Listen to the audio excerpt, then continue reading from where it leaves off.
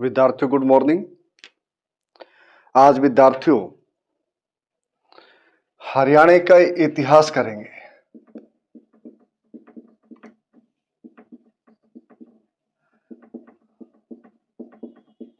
का इतिहास उत्तर वैदिक काल, ये सब के लिए एक समान बच्चों, चाहे राष्ट्रीय स्तर पर हो चाहे राज्य स्तर पर हो, बस नाम अलग है। क्योंकि हरियाणा का महत्व इसलिए भी है कि भाई ये दिल्ली के नजदीक है। इसका कारण ये भी है, इसकी जो बाउंड्री है वो दिल्ली को छूती है, इसका ये भी कारण है। ठीक है, तो ये ध्यान रखो। अब ये कहता कि हमने ऋग्वेदिक काल देखा जिसमें ऋग्वेद था, लेटर वैदिक जिसमें सामवेद, यजुर्वेद और बच्चों अथर्ववेद, अथर्ववेद, ये देखें। क्लियर।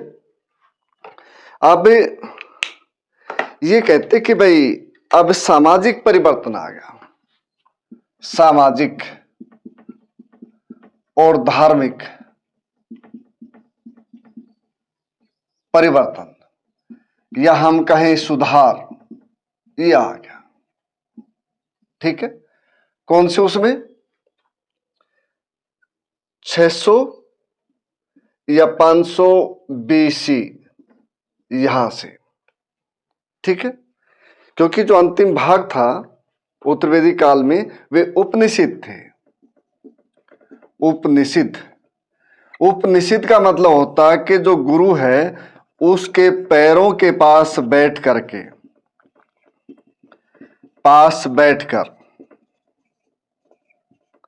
लिखना, ये लिखे गए थे, इसलिए उपनिषद। ठीक है, ये है उपनिषद का मतलब, ये है। अब ये सामाजिक और धार्मिक जो परिवर्तन हुए या सुधार हुए, इसमें मूल रूप से बौद्ध धर्म और बच्चों जैन धर्म ये थे।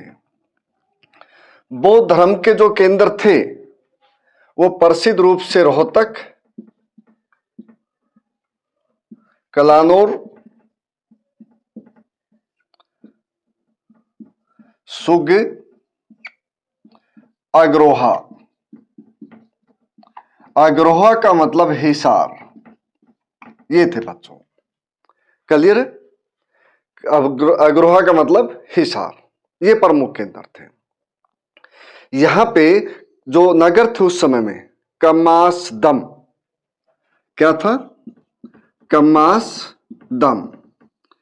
कमासदम है जो बच्चों, जो कैथल है उसका प्राचीन नाम है। एग्जाम में यह आ गया कि भाई कैथल का प्राचीन नाम बताओ, तो कमासदम है। ठीक है, ठुलकोटी। ठीक है, ठुलकोटी।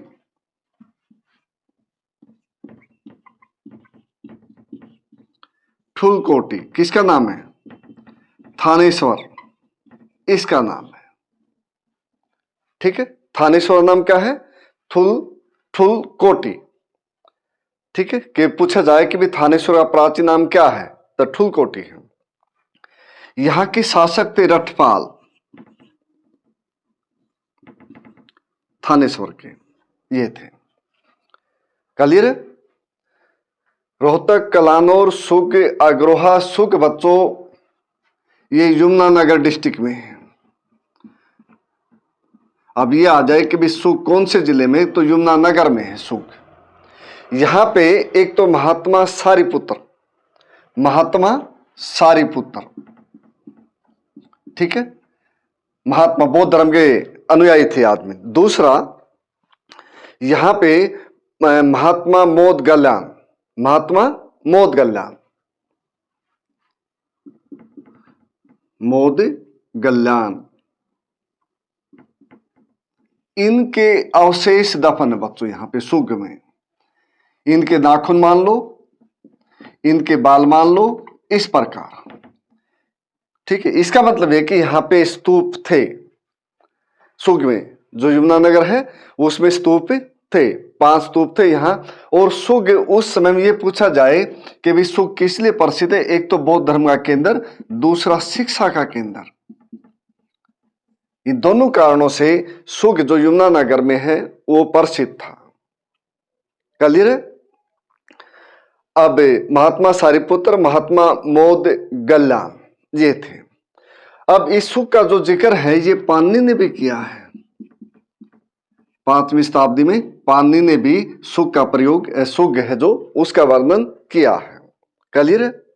अब इसके साथ बच्चों जो जैन धर्म है, जैन धर्म के जो केंद्र रहे वो अग्रवा रहा, रोहतक भी रहा। ठीक है, अग्रोहा और रोहतक ये इसके प्रमुख केंद्र रहे हैं इसके जैन धर्म के। और यहाँ पे जो एक साधु थे संत लोहाचार्य, लोहाचार्य ये इसके प्रमुख संत रहे हैं। अब उसके बाद जैन धर्म के बाद यहाँ पे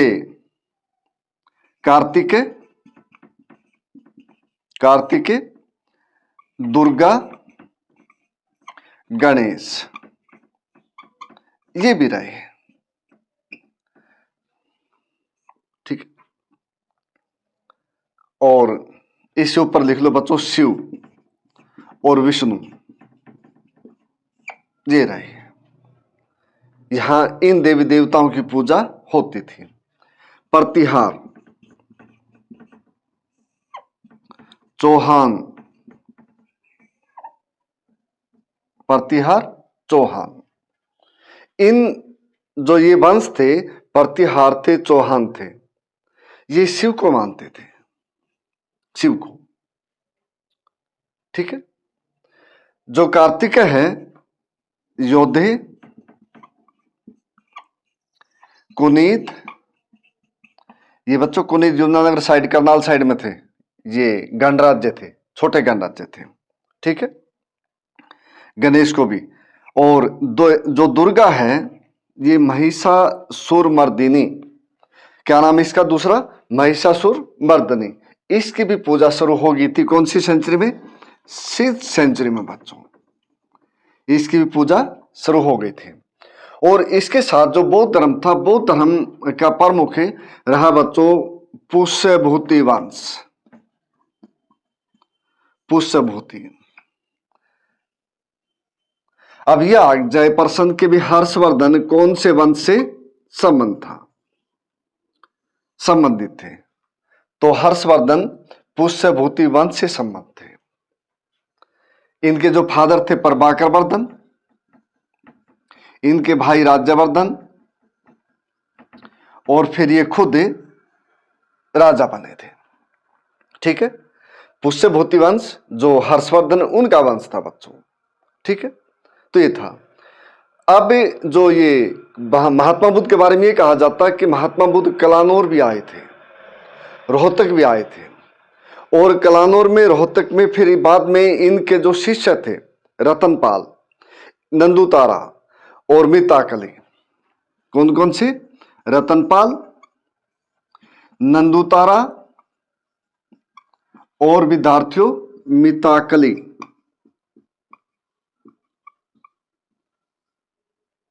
ठीक है। नंदुतारा ये बौद्ध भिक्षुनियां हैं, बौद्ध भिक्षुनी, ये बौद्ध भिक्षु है। ये उस समय में प्रसिद्ध थे हरियाणा में। ये पूछा जाए कि बौद्ध धर्म से संबंधित कौन से संत है, कौन से भिक्षु है, तो रतनपाल है, भिक्षु आज है, नंदुतारा है और मिताकली है। ये बौद्ध धर्म से संबंधित बच्चों। इसके साथ साथ फिर जो केंद्र रहे जैसे मौर्य वंश के समय में, तो मौर्यों के समय में भी बौद्ध धर्म रहा। ठीक है। बौद्ध धर्म मौर्यों के वंश,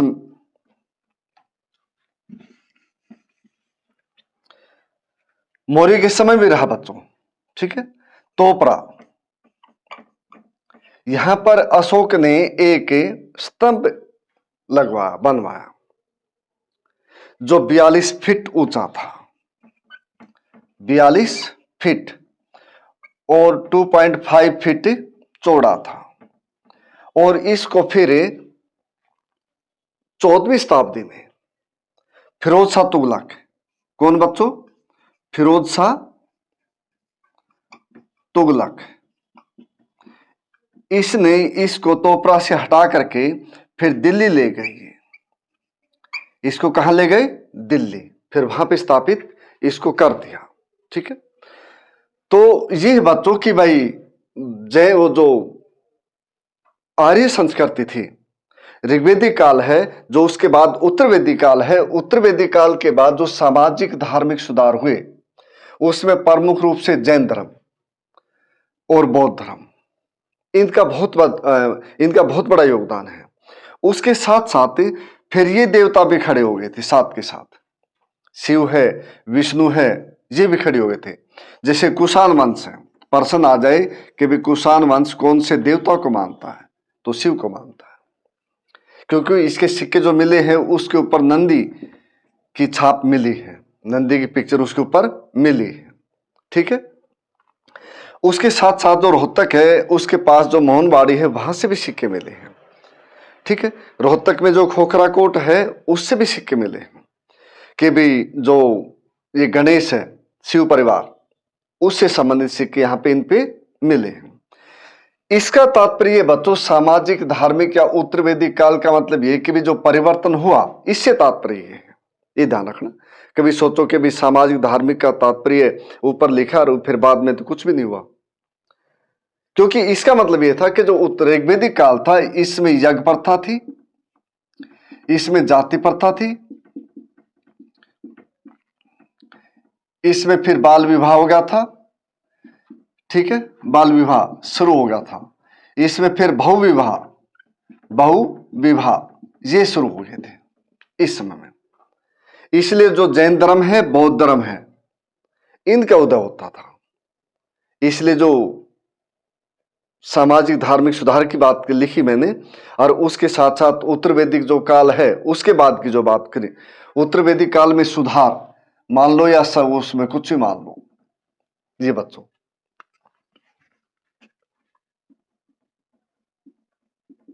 सुधार ये कर लो।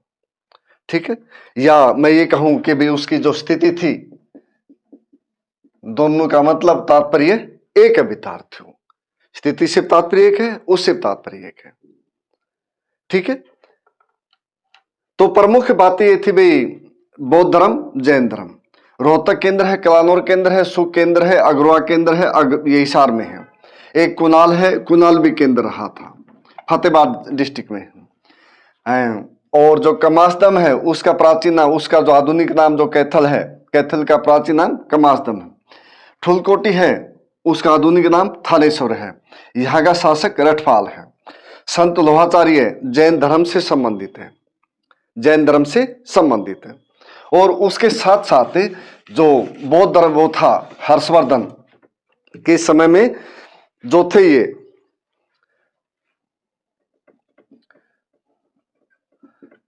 बाण भट्ट, इसने हर्षचरित लिखी थी, हर्षचरित ये पुस्तक लिखी थी बच्चों इसने, इन्होंने। ठीक है, और इन्होंने 3 प्रकार के अपशगुन बताए, अपशकुन इन्होंने 3 प्रकार के बताए। ठीक है, इस आदमी ने, क्योंकि इस समय में जो रीति रिवाज है, परंपराएं हैं, वो आ गई थी बच्चों। ठीक है, महोत्पात, दुर्निर्मित और उपलिंग,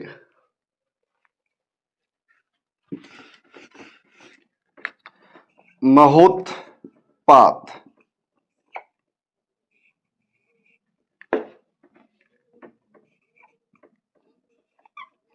दुर्निर्मित